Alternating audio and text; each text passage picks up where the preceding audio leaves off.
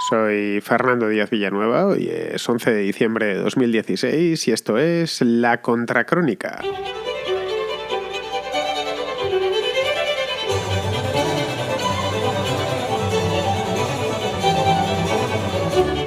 Para los que todavía no lo sepáis, La Contracrónica tiene número de WhatsApp y ese número es el 690-827909. Repito, 690-827909. Ya sabéis, con el 0034 delante si es que enviáis el WhatsApp desde un teléfono móvil extranjero, es decir, no español, porque este número es español. Tiene también cuenta de correo electrónico que leo prácticamente todos los días, que es contracronicapodcast@gmail.com. Bien, a través del WhatsApp y de esta cuenta de correo me llegan un montón de cuestiones y de preguntas vuestras, de los oyentes de La Contracrónica, que me encanta leer y que me encanta escuchar. Y le dedico un día, el domingo, es decir, hoy, pues a pasar los audios que me enviáis, a leer algunos de los correos, los que me da tiempo dentro de la media hora que dura este programa, y comentarlos con vosotros. Es algo que nos enriquece a todos, al que pregunta, al que responde, a los que escuchan, a todos. Bien, hoy tengo unas cuantas llegadas de distintos puntos de la geografía hispana, desde España hasta Argentina, sobre temas variadísimos. Así que ni un minuto más, ni un segundo más, y nos ponemos al día con preguntas y respuestas.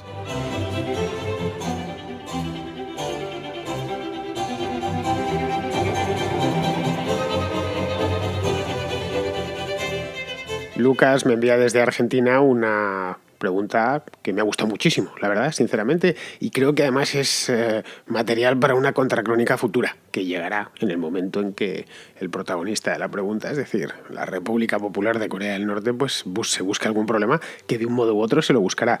Lo que viene a preguntar Lucas es lo siguiente. Hola Fernando, mi nombre es Lucas y te hablo desde Argentina. Escucho siempre la contracrónica antes de irme a dormir y bueno, básicamente te quería sugerir un tema para hacer una contracrónica. El tema es Corea del Norte, Kim Jong-un y su bomba atómica. Básicamente me parece interesante este tema porque, entre otras cosas, es curioso que un país, una economía que, según dicen, no genera más de 40.000 millones de dólares al año, pueda financiar este tipo de experimentos que es algo realmente caro. Y bueno, quería saber tu opinión y de dónde crees que sale toda esa plata y si crees que el Partido Comunista de China, que aunque China es una economía capitalista, sigue gobernada por el Partido Comunista Chino, y si crees que estos tipos pueden tener algún tipo de relación con la dictadura coreana. Muchas gracias desde ya y nada, un abrazo de Argentina. Pues muy bien, Lucas, vamos a ver. La pregunta tuya podemos resumirla en cómo puede pagar Corea del Norte, que es un país extremadamente pobre, puede pagar su programa nuclear. Bien, vamos a ver si consigo responderte. No lo sé porque no soy, lo siento, pero yo no soy el Tribunal de Cuentas, si es que tiene Tribunal de Cuentas Corea del Norte, que ya lo dudo. Pero vamos, que no conozco los números internos de aquella república, aquella desdichada república, porque creo que no los conoce absolutamente nadie, más que los propios funcionarios de Corea del Norte. Pero bueno, lo que se estima aproximadamente es que Corea del Norte gasta el 20% de su presupuesto el 20% de su PIB en defensa. Bueno, pues tiene un PIB de, ¿cuánto? 40.000 millones. Bien, pues se está gastando ya una cantidad considerable, poca en comparación, pues, qué sé yo, con China, por ejemplo, o con la propia Corea del Sur, que es un país muchísimo más rico, tiene un PIB más grande, pero vamos, está gastando, no lo sé, en este caso 10.000 millones. No sé exactamente el PIB del Corea del Norte porque no lo sabe nadie. Pensad que aquí en aquel país no hay mercado y todo son simples estimaciones. El dinero le entra pues a través de sus puertos francos que abrió en el país, a través de ayudas, no hay que eliminarlo, es decir, que le entre dinero vía Pekín. A Pekín le interesa tener a Corea del Norte como Corea del Norte, es decir, como un parque temático estalinista. Entonces, teniendo en cuenta que otros países gastan cantidades infinitamente menores, pero otros países son muchos más ricos, ¿no? No sé. te das una idea, Estados Unidos gasta aproximadamente el 5%, España el 1%, ya es nada, los países europeos gastan muy poco. Bueno, tu país, Argentina, gasta también muy poco, creo que es el 0,8, una cosa así. México menos todavía, el 0,5, es decir, muy poquito. Lo cual, pues si no tienes ninguna amenaza, ¿para qué vas a estar gastándote el dinero en defensa si no realmente nadie te está amenazando? La defensa es algo que se tiene, o los ejércitos se tienen para que no le hagan a uno la guerra, no para hacerla. Es decir, la guerra ofensiva es injustificable desde cualquier punto de vista, desde el que tomemos. Las armas están para defenderse, en una palabra, ya sean un simple revólver o un arma nuclear, pero siempre para defenderse. Habría que plantearse si tiene Corea del Norte que defenderse de alguien. No olvidemos que la última guerra en la que estuvieron la provocaron ellos invadiendo Corea del Sur. El hecho es que si bajamos a los números, y estos, Lucas, los he mirado por ti, es decir, escuché tu nota de voz y me pareció interesante, y dije, yo no sabía cuántas cabezas nucleares tenía Corea, suponía que pocas, y efectivamente tiene pocas, tiene 8 cabezas nucleares, es lo que de nuevo se estima, no se sabe con seguridad, porque ellos no han informado, han dicho tenemos tantos y están localizadas en estos lugares del país. Tiene unas 8 cabezas nucleares. Corea es un país que vive en estado de guerra permanente, pero bueno, para que os hagáis una idea, Estados Unidos tiene más de 7.000 y Rusia por el estilo. Es decir, no sé si Francia debe rondar las 300 más o menos y el Reino Unido unas 200 cabezas nucleares. Es decir, 8 cabezas nucleares que no son pocas, como podéis ver, y tampoco muy potentes.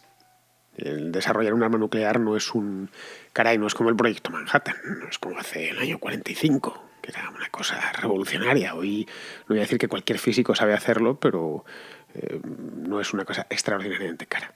Si países como España o Argentina se pusiesen y metiesen dinero, podrían perfectamente desarrollar un arsenal nuclear, pero no hay voluntad política, ni por parte del gobierno de Rajoy, ni por parte del gobierno de Macri, para desarrollar armas nucleares, de lo cual yo me congratulo, porque ni Argentina ni España tienen necesidad alguna de tener armas nucleares. No tienen enemigos a la vista y los que pudiesen tener en el futuro tampoco son potencias nucleares, de tal manera que no las necesitan, luego no hacen falta.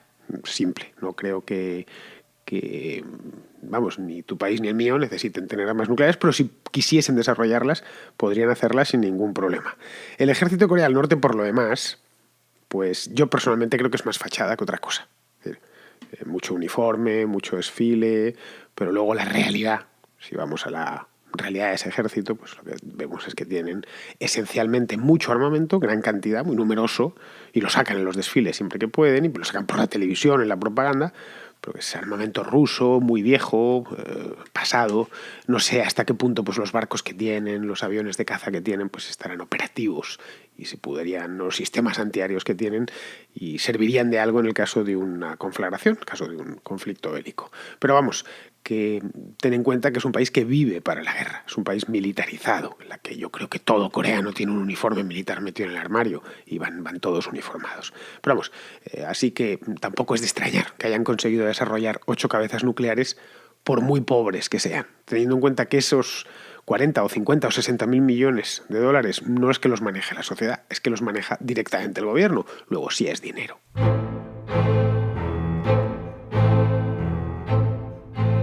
Y de Argentina nos vamos a México. Óscar, que ya nos había dejado una notita la semana pasada, pues quiere seguir hablando, quiere que sigamos conversando sobre el tema del urbanismo. Y me plantea esta cuestión. Pues nada, don Fernando, siguiendo con el debate que había planteado con la respuesta de este fin de semana, yo creo que principalmente son 2 cosas. La primera es que yo también me alegro mucho de que en México haya gran audiencia de su programa, porque desafortunadamente nosotros también tenemos aquí en México un partido de corte socialista, como ustedes tienen a Podemos, que se llama Morena, y que es un programa lleno de incongruencias y bueno, una total ridiculez.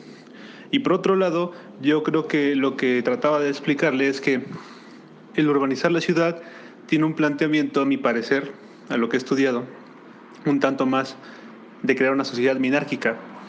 Y creo yo que, bueno, como este tipo de situaciones de autonomía y de pequeñas ciudades es lo que busca un liberal. Y yo que, bueno, me considero un liberal incipiente, creo que esa sería una buena dirección. Ahora, yo creo que más bien el debate debería ser en qué tanto es bueno el programar ese crecimiento. Porque recuerdo que alguna vez usted dijo que Nueva York era una ciudad más hermosa del mundo y quizás eso se deba, o Venecia también, y quizás eso se debía a que era un crecimiento orgánico. Y pues nada, un poco para tener debate. A ver, Óscar, a ver cómo te lo explico. Yo creo que programar o planificar, que es lo mismo, dices, una programación de ciudades, o sea, programar o planificar las sociedades siempre está condenado al fracaso. Y esto a los hechos me remito. Cada vez que los seres humanos se han puesto a planificar, han fracasado estrepitosamente. No sé, sinceramente, si hay ciudades liberales. Lo dudo. Así, ciudad liberal, eso no existe. Pero bueno, no sé si las habrá en algún lugar del mundo y no me he enterado todavía. Lo que sí sé, y estoy seguro porque las he visto con mis propios ojos y las he disfrutado o las he aborrecido, lo que sí hay es ciudades deseables y otras que no lo son. Es decir, deseable, por ejemplo, pues es la ciudad de Nueva York. Tan deseable que todo el mundo, no sé si vivir, pero todo el mundo quiere visitarla al menos una vez en la vida. Eso es una ciudad deseable, abiertamente deseable. Deseable, pues, qué sé yo, es la ciudad de Barcelona, mucho, esa está en mi país. Una ciudad fantástica, paseable, perfecta, con buen clima, especialmente la parte más antigua de la ciudad. Y no deseable, pues, no deseable es Magnitogorsk. No sé si has oído hablar alguna vez de ella, pero una ciudad en Chelyabinsk, en Rusia, lo crearon los soviéticos como una ciudad industrial. No sé, las diferencias entre Barcelona o Nueva York y Magnitogorsk están a la vista. Es decir, no hace falta que diga nada más. Esto no significa que no haya que ser previsor. La previsión es fundamental. No solo en las ciudades, sino también en las personas, en las sociedades, hay que ser previsor siempre. Hay que ser en las comunidades de vecinos también hay que ser previsor. Si sabes que se va a fundir una bombilla, pues lo suyo es que haya previsión. Oye, quiere comprar una bombilla porque es que esta se nos va a fundir. O sabes que vas a pasarte kilómetros con la moto, pues llevarla a la revisión antes de que se te gripe el motor. Es decir, siempre la previsión es muy buena. La previsión es típicamente liberal. La planificación es típicamente socialista. Es decir, pero la previsión es una cosa y la planificación es otra bien distinta. Previsión, por ejemplo, es lo que tuvieron los venecianos durante siglos, durante un montón de siglos, para que su ciudad no se hundiese en el mar Adriático, es decir, para que su ciudad fuese viable. Y lo consiguieron porque Venecia sigue ahí. Y cuando llegó Napoleón en 1797 se la encontró en plenitud. Estaba ya un poco decadente desde el punto de vista económico, pero se la encontró en plenitud. Una ciudad fascinante, bueno, lo sigue siendo. Venecia efectivamente había crecido de manera muy orgánica y si no ha crecido más es porque no le quedan islotes. Los venecianos los fueron cubriendo todos y al final pues no quedan islotes contiguos, quiero decir, al Gran Canal. Hay más islotes dentro de la Laguna Veneta, pero vamos, si no hubiera podido seguir creciendo de la misma manera. Y esa previsión que tuvieron los venecianos, no digo los líderes de la República de la Serenísima, sino todos los venecianos sabían dónde edificar, cómo edificar, dónde colocar un puente, etcétera, dónde se podía, dónde no se podía. Bueno, pues han parido una de las ciudades más fascinantes de todo el planeta. Planificación, por el contrario, pues son esas ciudades infernales de Siberia, como está en Magnitogorsk, que por supuesto no es la única. Hay un montón más, casi todas hechas en los tiempos de Stalin. Pero vamos, si quieres nos podemos ir a América y tenemos ahí Brasilia, que es una ciudad planificada ya en el siglo XX. O sea, creo que es una ciudad inaugurada literalmente porque se inauguró como si hubiese sido, pues qué sé yo, una autopista o una estación de tren en el año 1960, es decir, hace bastante poco tiempo. Muy bien, tengo más cosas. Ahora, volviéndonos ya de vuelta a España, pues tengo a Jaime, que es de Sevilla, en el que, bueno, me hace una pregunta que la verdad me encanta, me ha encantado. Estas preguntas que llevan insertas dentro varios programas, porque más un tema que me gusta hablar, por lo menos en privado y con amigos y demás, me gusta bastante hablar. Y es sobre corrección política. Bueno, mejor que nos lo plantee Jaime directamente. Hola Fernando, ¿qué tal? Soy Jaime de Sevilla. Y bueno, mi pregunta va un poco relacionada con el humor. Mi pregunta es muy clara y muy directa. ¿Crees que el humor está en peligro de extinción en las próximas décadas ante la enorme cantidad de grupos o colectivos potenciales de ser ofendidos? Pues sí, Jaime, si sigue expandiéndose este cáncer de la corrección política por todos los lados, al final, sí, estamos Y podríamos decir que el humor como tal, o tal y como lo entendemos, está condenado no a su extinción, porque nunca se extinguirá, pero sí a su desaparición del espacio público. No se extinguirá porque seguiremos contándole chistes a nuestra mujer o a nuestro marido o a nuestros amigos íntimos. Hasta en los países donde el humor te podía costar una temporada en un campo de concentración, se seguían contando chistes. Por lo tanto, el humor nunca muere porque es parte del ser humano, parte de nuestro carácter. De hecho, lo necesitamos, el humor. El humor se da en los lugares más insospechados, el humor se da en las cárceles, el humor se da antes de un fusilamiento. No sé si conoces el caso de Muñoz Seca, que lo fusilaron en Paracuellos del Jarama, en las sacas de noviembre del 36, y cuando los milicianos lo tenían puesto dijo: podéis quitarme lo que me habéis quitado, la ropa, me habéis quitado a la casa, me habéis quitado todo, me vais a quitar la vida, lo que no me podréis quitar es el miedo que os tengo. Bueno, hizo un chiste antes de morir, el propio Muñoz Seca. Muñoz Seca era un autor de comedias teatrales, era un comediógrafo que se le conocían también como astracanadas. Es decir, ni en esa situación, a Muñoz Seca, que era un tipo especialmente gracioso, fueron capaces de quitarle el humor. No le quitaron ni el miedo ni el humor, porque se murió, casi puede decirse, contando un chiste. Bueno, eso en el caso de que siga expandiéndose. Que yo tengo mis dudas, Jaime, de que se siga expandiendo de esta manera la corrección política. Está dando muestras más que sobradas de agotamiento. La corrección política lo hemos visto en los Estados Unidos ahora con la victoria de Trump, que no solo ha sido la victoria de un candidato imprevisto, ha sido también la derrota de la corrección política, o de la corrección política llevada a su extremo. Esto llega un momento, yo lo digo allá donde me llaman y cuando hablamos de estos temas, es que hay muchas veces que no se puede hablar de nada. Que hables de lo que hables y toques el tema que toques, te encuentras siempre con el tema de la corrección política, que no puedes decir a las cosas por su nombre. Aquí eso de al pan pan, al vino vino, ¿no?, que solemos decir en España, pues llega un momento en que al pan no le podemos llamar pan y al vino tampoco le podemos llamar vino, porque no vaya a ser que estés ofendiendo a alguien, porque en el fondo todo esto de la corrección política, la coartada que buscan es la de la ofensa. Es que lo estás diciendo y estás ofendiendo. Y no tienes ningún derecho a ofender. Pues no, tenemos todo el derecho del mundo a ofender, ojo, ya que nos ofendan. Es decir, tampoco nos podemos molestar si nos ofenden. Vivir es agradar a los demás unas veces y ofender a los demás otras. Simplemente, y no pasa nada. Yo siempre he sido un gran defensor de las ofensas. Simple. Si a mí hay cosas que me ofenden, pues me aguanto. Como decimos en Madrid, te jodes y bailas. Esto que estás diciendo me parece ofensivo. Para mí hay cosas que me parecen ofensivas. Yo cuando, veo ahora que murió Fidel Castro, gente defendiendo a Fidel Castro, un tipo como él, pues sí me ofende. Ahora, ¿quiero callarles? No. Tienen todo el derecho del mundo a ofenderme. Solo faltaba, claro. También lo tengo yo a ofenderles a ellos. Ahora, sobre esto pues se ha construido, este monstruo de la corrección política, que no puedes ofender a nadie y al final tienes que hablar casi en clave para evitar ofender, o utilizando una neolengua que es, Orwell ni en la peor de sus pesadillas podría haberla imaginado.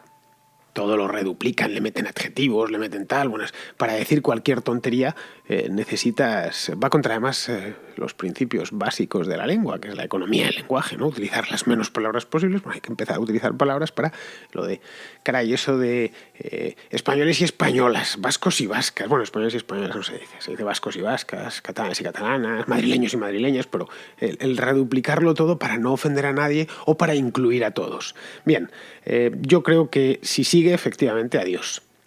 Tendremos dos registros lingüísticos, uno en la calle y en lugares donde no haya confianza, y un segundo registro lingüístico en nuestro ambiente íntimo. ¿Podríamos llegar a eso? No lo sé. Ahora, ¿que llegaremos? Ya lo dudo. Ya lo dudo porque, la sociedad en la que vivimos es muy viva y está muy activa. Existe Internet, afortunadamente, y existe por lo menos la posibilidad de protestar, cosa que los soviéticos de los años 50 no la tenían en absoluto.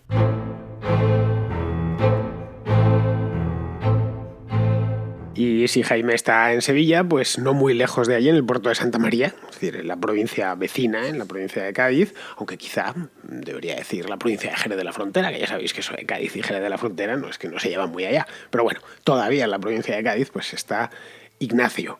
Ignacio me plantea una cuestión que bueno, ha hecho correr y creo que seguirá haciendo correr ríos de tinta. Bueno, de tinta y litros de saliva. Yo llevo años oyéndolo escuchando este debate en el ambiente liberal, quiero decir, escuchándolo, y creo que pues dentro de 30 años o de 40 años lo seguiré escuchando. Es un asunto como que creo que no tiene solución, probablemente porque no sea bueno que tenga solución. Vamos, lo mejor creo que a escucharlo, como lo que nos cuenta Ignacio, que por cierto, la manera en que lo expone, pues está muy bien expuesto. Muy buenas noches, Fernando. Mi pregunta es sobre un tema como es el del aborto, ¿no? Y la posición liberal con respecto al llamado derecho a la vida. Se puede considerar un tema delicado, aunque no genera una confrontación aparente en la sociedad, ¿no? Podemos considerar que es un debate constructivo, ¿no? Ya que, yo qué sé, no existe el debate de violaciones sí o violaciones no. Sin embargo, el aborto genera ideas aparentemente respetables y alejadas de sectarismos ideológicos. Bien, bueno, la pregunta más directa es la posición que debemos de tener los liberales con respecto a esto. Es decir, ¿qué defendemos? La libre elección del individuo, en este caso de la mujer, interrumpir el embarazo y, por tanto, el desarrollo del feto, posición defendida por ejemplo, liberales como Thatcher, aunque bueno, siendo justos, Thatcher es más bien neoliberal, ¿no? Que yo creo que compartimos los dos que el neoliberalismo tiene poco de liberal, pero bueno, a lo que voy. Pero, por ejemplo, en Estados Unidos, durante el mandato de Ronald Reagan, pues se registraron los mayores índices en términos absolutos de abortos, ¿no? Esta sería una idea que se contrapondría a la del un liberalismo más conservador, ¿no? Que desarrollaron los liberales ilustrados del siglo XIX, ¿no?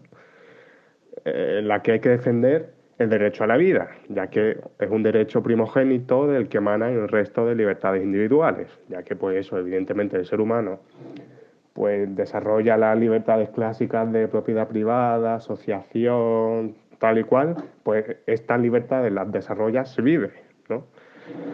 Posición que, por cierto, defendió el profesor Contreras en vuestro desembarco del Club de los Viernes en Sevilla, en el que estuve presente, y que, bueno, aprovecho para felicitarte por tu gran exposición sobre el Susanato, ¿no? Como llamamos al clientelismo andaluz. Te lo digo así, sinceramente y directamente. No existe posición liberal al respecto. Y no existe posición liberal al respecto simplemente porque los liberales no formamos parte de una secta, ni el liberalismo es una religión.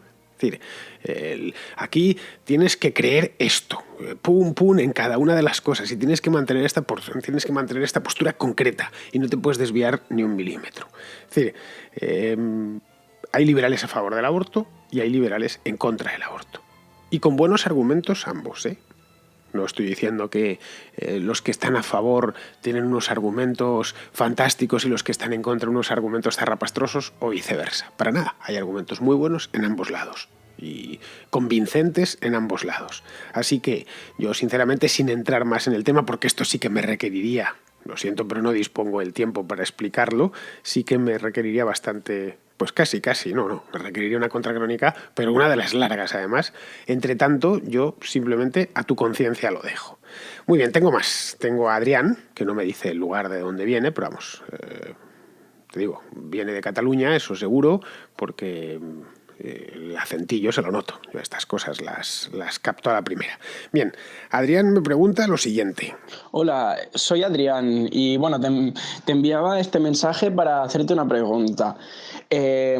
Bueno, desde siempre me han recomendado más bien literatura, tanto económica como política, más bien tirando a la socialdemocracia, incluso a la ultraizquierda. Pero nunca he leído ningún título liberal fuera de Adam Smith por encima, aunque también no tengo un conocimiento amplio del tema y entonces no puedo debatir si la posición liberal es correcta, tanto en lo económico como en lo político. ¿Me podrías recomendar unas cuantas obras, tanto de autores extranjeros como locales, sobre lo que tú crees que es el modelo perfecto? Pues esta es muy fácil, Adrián. ¿Para qué nos vamos a engañar? Te recomiendo un par de libros. Ambos están en español, los puedes encontrar fácilmente en casi cualquier librería y por supuesto en la librería online de Amazon, en Kindle, el primero, y son relativamente sencillos de leer. Es decir, con una cultura básica, con el bachillerato terminado o incluso recién empezado los puedes leer sin grandes problemas. Uno es El conocimiento inútil, que es de Jean-François Revel. Es un libro que tiene ya 20 y tantos años, un libro muy bueno. Y el otro es Economía básica de Sowell, de Thomas Sowell. Lo he recomendado aquí en más de una ocasión y lo vuelvo a hacer. Es un libro estupendo. Este se publicó hace menos tiempo. No sé si 3, 4 años o 5 años, una cosa así, pero es un libro fuera de lo común.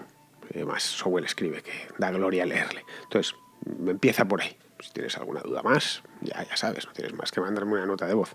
Pero vamos, lo que quería decirte no era esto, que estará fácil, sino el hecho... o remarcarte el hecho de que no existe el modelo perfecto. La sociedad no puede diseñarse como si fuera un modelo. Caray, que no somos ingenieros. Ni la sociedad humana es un mecano. Podamos mover las piezas y quito aquí, pongo allá. No sé si tú cuando eras niño jugabas al mecano. Yo sí lo hacía. Y jugaba con los juguetes de Lego. Bueno, pues creaba un pequeño mundo, pero bueno, valía pues para el rinconcito de mi habitación donde jugaba, pero nada más. Y también tuve una maqueta de tren, o sea, el modelo, pero claro, no salía de la maqueta de tren. Y también he jugado al SimCity, donde he creado pequeños modelos, pero dentro del SimCity. No sé si os acordáis, alguno de vosotros ha sido jugador de SimCity, yo lo fui hace muchos años, y de hecho me gustaba y me relajaba y me gustaba jugar con él y crear ciudades y no sé qué. Pero bueno, era previsible, al final uno terminaba conociéndose, terminaba haciendo unas ciudades estupendas, porque te conocías cómo funcionaba la máquina, cómo tenías que hacer los barrios y hacías decías, ojalá el mundo fuese tan fácil. Si fuese tan sencillo no existiría la pobreza ni nada por el estilo, ¿no? Es decir, había muy pocas variables porque no dejaba de ser un programa de ordenador diseñado por un equipo de personas que habían puesto. Una vez que jugabas mucho terminabas cogiéndole el tranquillo. Es decir, cuando se trata de modelar la sociedad es cuando suceden las tragedias. Esto curiosamente, esto del modelo, entre comillas, el modelo, se ha puesto muy de moda ahora a causa de estas ideas constructivistas que lo impregnan todo. Pero claro, no puede haber modelos. No sé si lo habréis oído, lo del modelo ecuatoriano, el modelo nórdico, el modelo su puta madre. Siempre están con modelos. Siempre. Es que ¿qué modelo seguimos en España? Tal. Como si realmente pudiésemos empezar desde cero. No, vamos a empezar aquí con un nuevo modelo. No, modelo es lo que hacen las modistas, que tienen un modelo. Vamos a cortar, este es el modelo que vamos a seguir. O modelo es lo que hace un ingeniero. Vamos a hacer un puente para cruzar este río y vamos a basarnos en este modelo de puente, o en este tipo de puente. Bueno, pues para eso vale, por supuesto que vale, para construir un puente. Pero no para diseñar una sociedad entera con todas las complejidades y la cantidad de información que incorpora. No sé, aparte que no es posible un modelo perfecto. Simplemente, modelo social quiero decir. Simplemente porque no hay seres humanos perfectos. Ni tienen por qué serlo. Por no hablar de que el modelo que puede ser perfecto para ti es muy probable que no lo sea para mí. O para cualquiera de vosotros. Es decir, al final, cuando dicen eso el bien común no existe. Simplemente, o como diría Jesús Huerta, el bien común es el orden espontáneo del mercado. Ahí está el bien común. Y a partir de ahí es bien particular. Muchas veces nos venden el bien común cuando el bien común no es más que el bien de unos muy concretos que son, curiosamente, los que toman esas políticas o los que toman esas decisiones políticas. Pues en este caso lo mismo. Así que, por favor, te pediría que te borrases de la cabeza la idea esa del modelo. El modelo, los modeladores, son ingenieros y el liberalismo no tiene absolutamente nada de ingenieril. Pero nada de nada. Entre tanto, te recomiendo que te pongas con ese par de libros. Si tuviera que... si me dejas recomendarte que empieces por uno primero, empieza antes por Revel. Es menos económico y además muy atractivo porque Revel, que murió hace no muchos años, pues creo que fue en 2004, creo recordar, o no, o 2005, no me acuerdo, ahora unos 10 años o algo más de 10 años. Revel además escribía que era una delicia. A mí me encantaba, incluso llegué a conocerle. Bien, tengo... tampoco muy lejos, hay que decirlo, el puerto de Santa María, un poquitín más al norte, en concreto en Badajoz. Pues ahí está José Carlos. José Carlos me plantea un asuntillo de tipo histórico que no está nada mal. La pena, y te aviso ya, José Carlos, es que no te puedo complacer plenamente. Pero bueno, vamos a escuchar a José Carlos. Hola Fernando, soy José Carlos de Badajoz, fiel oyente tuyo de la Contracrónica y de la Contrahistoria. Empecé a escucharte en El color del dinero y me encantó. Bueno, te quería hacer 2 preguntitas, una de actualidad. ¿Cómo valoras el no del referéndum constitucional en Italia?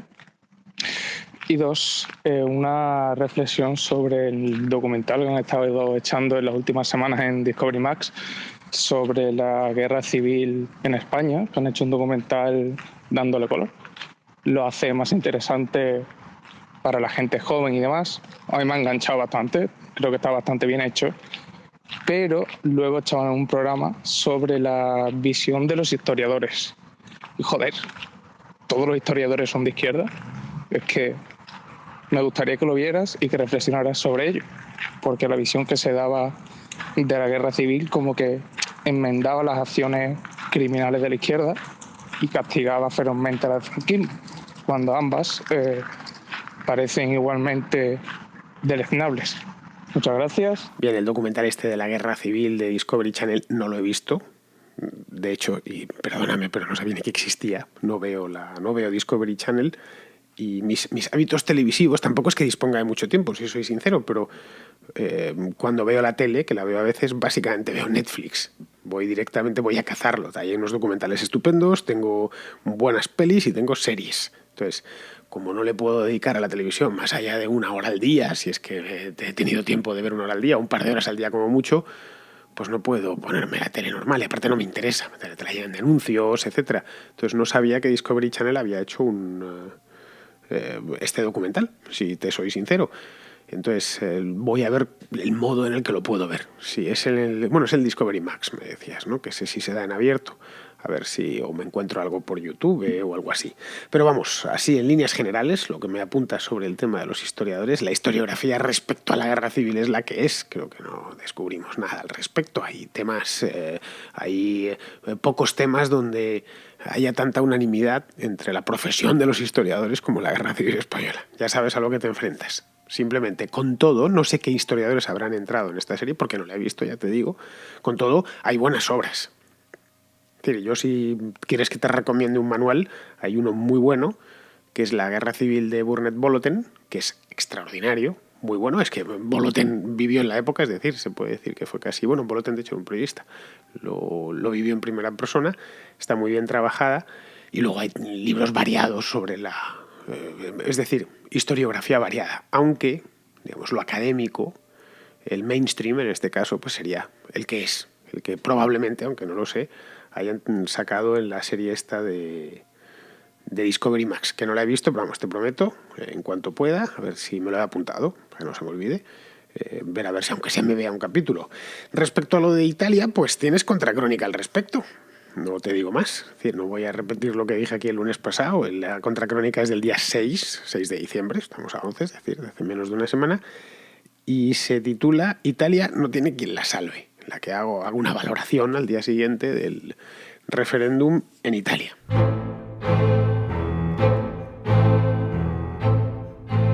Y la cosa está bastante mexicana hoy, no es por nada, pero no sé si realmente hay tantos oyentes en México como son los que me dejan mensajes. Ojalá, porque me encanta que me manden mensajes de México y que me escuchen los mexicanos en general. Pues ya sabéis que los españoles tenemos auténtica pasión y debilidad por México en cualquiera de sus aspectos. Muy bien, Juan Romero de México, no sé si de la capital federal, pero sí de México, me pregunta una cosita bastante interesante sobre los impuestos. Hola Fernando, soy Iván Romero de México. Y te mando una noticia, es sobre un impuesto que un gobernador está proponiendo, y es sobre el carbón, el uso de carbón para cocinar alimentos, con el pretexto de la protección ambiental. No sé cómo lo quieras meter tu programa. Muchos saludos y felicidades por el programa. Los impuestos verdes son en esencia pues un impuesto finalista, de una ecotasa, que es como se viene a llamar en España, que vienen a gravar las externalidades de ciertas actividades económicas. Simplemente, pues tú como estás echando humo por esa chimenea y el aire pertenece a todo el mundo, pues vas a tener que pagar un impuesto especial para que limpiemos luego el aire. O como tienes que no lo sé, bueno, la ecotasa típica hotelera que se utiliza en algunas ciudades de España. Yo el otro día, por ejemplo, en Barcelona tuve que pagar, me costó €1,20 o algo así, no recuerdo. Sí, creo que era €1,50.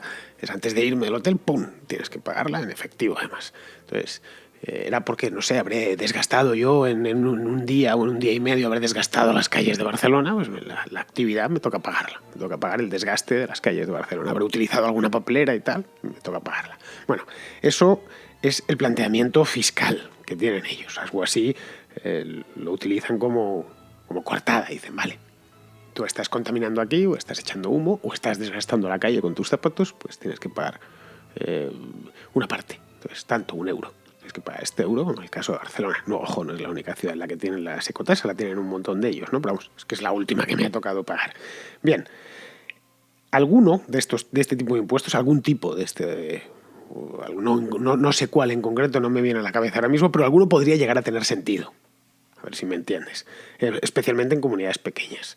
Y bueno, pues este impuesto en concreto está justificado, por lo tanto, pues que se pague por lo que sea. Podría llegar a tener sentido. Los impuestos finalistas han existido siempre. En la antigua Castilla existía uno que se llamaba el fumazgo. Un nombre precioso por un impuesto, que era por la chimenea. Todo el que tenía un fumazgo, una chimenea, por donde salía fumo, por donde salía humo, pues tenía que pagar un impuesto.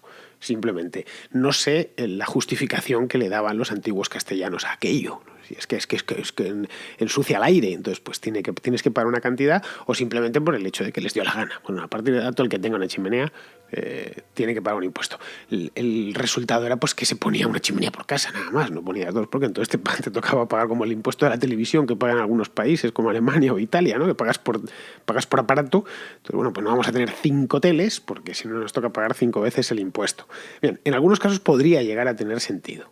Ahora bien, por lo general, este tipo de impuestos son un modo más que han encontrado los políticos para incrementar la carga fiscal, siempre con la excusa de la ecología, que es algo que se compra muy bien, del medio ambiente. Bueno, es como realmente es algo que se unta como mantequilla sobre pan.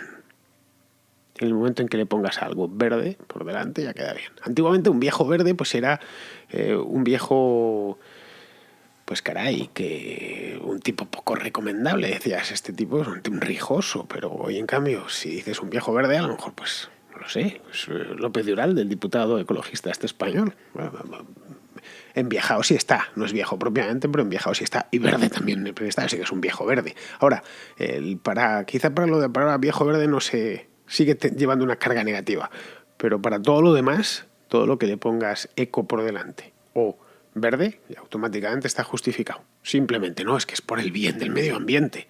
La realidad es que yo no sé si todas estas tasas verdes se pone, por ejemplo, sobre las baterías, para el reciclaje, para no sé qué, si realmente van a eso o simplemente van a la misma caja y al final no sirven para reciclar nada.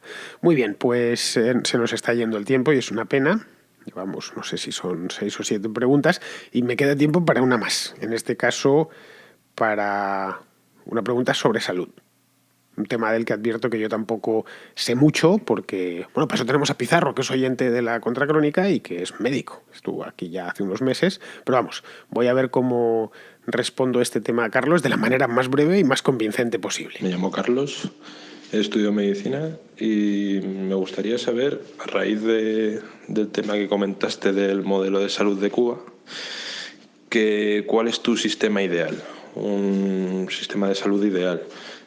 Uno público, uno privado, con un sistema público para financiar a los que no lo pueden permitir, o un sistema de cheque sanitario. Y bueno, pues eso, quería saber tu opinión acerca de ese tema. Muchas gracias, socio capitalista. Pues yo creo que el sistema de salud debería ser privado. Es decir, tú trabajas, y trabajamos prácticamente todos. Una sociedad sana es una sociedad en la que la gente trabaja, en la que nadie vive del aire, o no vive a costa de los demás, quiero decir. Del aire es imposible vivir. Puedes vivir a costa de los demás, puedes vivir de tus ahorros o puedes vivir de tu trabajo. Bien. Si vives de tus ahorros, está claro, una parte de los ahorros lo dedicas a pagarte tu cobertura sanitaria. Si trabajas, una parte de tu sueldo la dedicas a pagar tu cobertura sanitaria. Y si vives a costa de los demás, pues es básicamente lo que se hace ahora, vivir a costa de los demás, por lo menos en temas de cobertura sanitaria, mucha gente. Entonces, la idea es que el sistema, el centro del sistema, el núcleo del sistema fuese privado, de suscripción privada, que tú pudieses elegir un paquete sanitario en función de tus posibilidades económicas y de el tipo de servicios sanitarios que demandes. La gente joven pues contrataría servicios o paquetes más baratos porque necesitan menos a los médicos, mientras que los más mayores contratarían servicios más caros. O gente que tuviese cierta propensión a las enfermedades o lo que fuese. O, caray, los hipocondríacos que dirían, bueno, yo es que estoy siempre malo, pues me quiero el servicio con más coberturas de todas. Esto lo dejaría. Estamos hablando de una persona que trabaje o que tenga ahorros, es decir, que se pague como nos pagamos en lo demás, nos pagamos todo. Yo me pago todo lo que consumo y los servicios que contrato. Cuando me voy a cortar el pelo, pues voy a la peluquería que más me gusta. Unas por cortarme el pelo me cobran 7 euros y otras me cobran 25. Voy a elegir, bueno, pero que en la de 25, fíjate, me hacen un masaje después y además utilizan un champú especial. Bueno, lo mismo con la comida. Puedes comer estupendamente o comer cositas sencillas. Eso va en función de lo gourmet que sea uno. Bueno, pues en este caso, algo parecido. Ahora bien, podréis decirme, bueno, ¿y la gente que queda descolgada porque tiene muy bajos ingresos, por lo que sea, porque es extremadamente joven y entonces gana muy poco, es una posibilidad, porque se ha quedado descolgada del mercado de trabajo por, no lo sé, una lesión o lo que sea, o porque directamente es inempleable, tiene problemas mentales, que existe? Es decir, en la sociedad existen estas cosas, no vamos a engañarnos. Bueno, pues esos que se jodan y los tiramos a la cuneta y yo no lo creo. Yo sinceramente creo que una sociedad humana en condiciones es una sociedad que se preocupa por los que realmente lo necesitan. Ojo, los que realmente lo necesitan. Por lo tanto, ese seguro privado, esos seguros privados, que sería el eje principal del sistema, no estaría mal que fuesen complementados por un seguro sanitario financiado con impuestos, obviamente, o con contribuciones de los que trabajan, una cantidad pequeña, porque serían pocos, para la gente de muy bajos ingresos. O, como les gusta decir a estos, los excluidos, para los que están realmente excluidos. Bueno, una cosa tipo pues lo de Estados Unidos que se llama Medicaid, no el Medicare, que es para mayores, ¿no? El Medicaid. Es decir, una cosa que realmente una persona que tuviese unos ingresos francamente bajos y que perdiese, por supuesto, la suscripción a ese sistema Medicaid, como en los Estados Unidos, sales de Medicaid en el momento en que ganas más, en el momento en que no cumples los requerimientos, pues ya tienes que contratar tu propio seguro. Además, el seguro privado tiene una cosa buena y es que fomenta la responsabilidad desde muy joven, porque sabes que una de las cosas que te tienes que preocupar es por tu salud, simplemente. Entonces te tienes que cuidar más, tienes que dedicar una parte de tu sueldo a eso, a pensar en eso. Esto de, no, aquí da igual lo que pase, es lo mismo porque va a venir un tipo y me va a dar todos los tratamientos que... Total, los va a pagar otro que más me da. Bueno, en este caso, en el caso de Medicaid, yo creo que gran parte de los fracasos de ese sistema en Estados Unidos ha sido que ha crecido de manera indiscriminada. Y ha crecido de manera indiscriminada porque el funding, es decir, la financiación, ha sido federal, a nivel federal, un país tan grande además. Entonces, en este caso, yo lo administraría y lo financiaría a nivel local. Para controlar los costes, básicamente, y para verlo. Es decir, para cuando se disparasen los costes, dijesen, bueno, ¿cuánta gente está en el Medicaid? Está muchísima gente. Realmente hay tanta gente con bajos ingresos. Que no se creasen además incentivos perversos, cosa que sucede a veces en los Estados Unidos, ¿no? Que dicen, bueno, realmente esta gente está recibiendo un subsidio en forma de cobertura médica equivalente a $15.000. Realmente les interesa trabajar o les interesa aumentar su nivel de ingresos. Es decir, este es un tema que da no para una o dos contracrónicas. Es un tema que da para un podcast monográfico semanal, hecho por especialistas, obviamente, sobre temas de salud. Yo simplemente, Carlos, me limito a darte una serie de puntos que a lo largo de los años más o menos he ido pensando, leyendo y la idea general que tengo es esa. Pero vamos, creo que es mejor. No creo que los servicios sanitarios sean muy diferentes a los de alimentación. Y yo no le pido a mi vecino que me pague la comida. En ningún momento. Se lo pediría si realmente lo necesitase. Es decir, si realmente porque he tenido una desgracia, por lo que sea. Pediría a mis vecinos que por favor contribuyesen, que estoy en unas circunstancias que no me permiten comer o dar de comer a mis hijos. Pero en circunstancias normales y estando yo sano y tal, no. Me salgo a la calle y trabajo y me encargo de pagar mis propios suministros, de llenar la despensa y de no vivir a costa de los demás. Eso os digo, en una sociedad sana. Pero bueno, en fin, queridos amigos, pues hasta aquí hemos llegado hoy, que se me ha ido el tiempo, como suele ser habitual, especialmente en los días de preguntas y respuestas. Mañana volvemos a programa normal. No pude hacerlo ayer porque me fui a cenar con uno de vosotros, por cierto. Estuvimos hasta las tantas. Eso sí, a cambio, subí una contrahistoria, he vuelto. La contrahistoria ya me la había preparado, entonces simplemente la tuve que locutar, que no es tanto trabajo como el tenerla que preparar, especialmente las contrahistorias. No sé si la habéis escuchado, es sobre Mao Zedong y la Revolución China. En esencia es el mismo o la misma historia que conté en Alicante, la conferencia que di el mes pasado allí.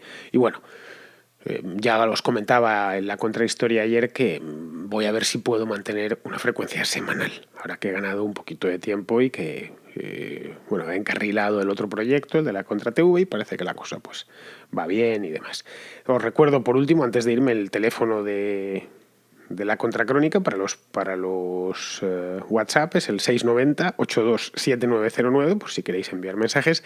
He dejado un montón de ellos sin poder sacar hoy, pero bueno, a ver si los voy sacando, como he hecho en alguna otra ocasión, a lo largo de esta semana, porque no me gusta dejar ninguna pregunta vuestra sin responder, o al menos sin tratar. Muchas veces, lo siento, pero no os puedo dar respuesta porque no la sé, simplemente. Pero bueno, al menos os hago mi reflexión. En fin, pues hasta aquí hemos llegado. Me despido de vosotros. Hasta mañana.